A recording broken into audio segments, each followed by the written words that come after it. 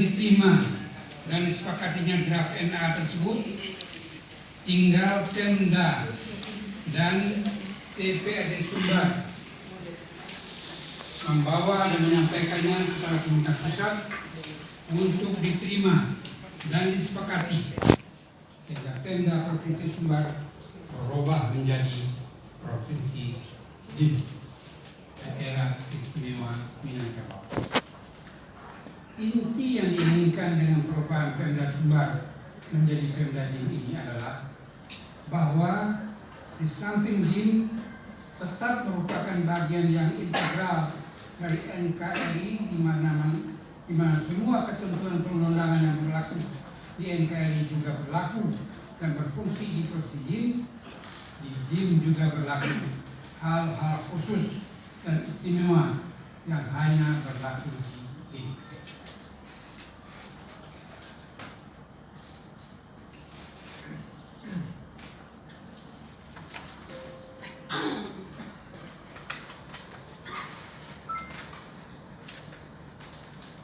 Ada sejumlah kekhasan dan keistimewaan yang hanya ada dan berlaku di DIM itu.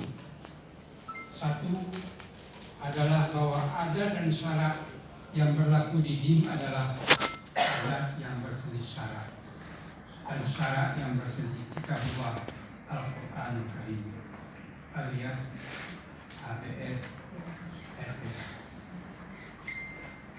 Adat yang tidak berseni syarat sendirinya tidak dipakai. Islam sebagai agama karenanya adalah satu-satunya agama yang diakui dan dianut di Minangkabau. Sementara adatnya adalah adat yang seirama dan serasi dengan prinsip syarat Islam. Dan prinsip ini adalah juga serasi dengan sila pertama dari Pancasila sendiri, yang berkedaulatan rakyat dan berdasar kepada ketuhanan yang Maha Esa. Sila pertama kita adalah ketuhanan yang Maha Esa. Islam kebetulan adalah juga agama satu-satunya yang berketuhanan yang Maha Esa itu, dan yang dianut oleh rata-rata rakyat dan masyarakat Minangkabau dimanapun.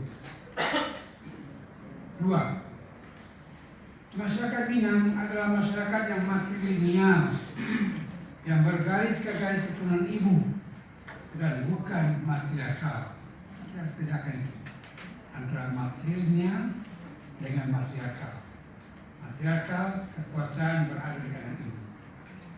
Yang berkuasa di rumah ibu ataupun di rumah bapak alias bako tetap adalah laki-laki yang berfungsi sebagai mama alias mama rumah.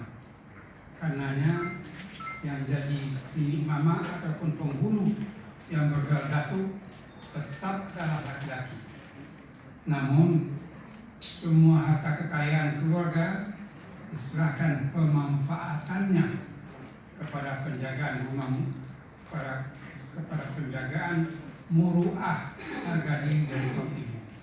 Nah, ya, letak beda antara matriarki dengan matrilineal.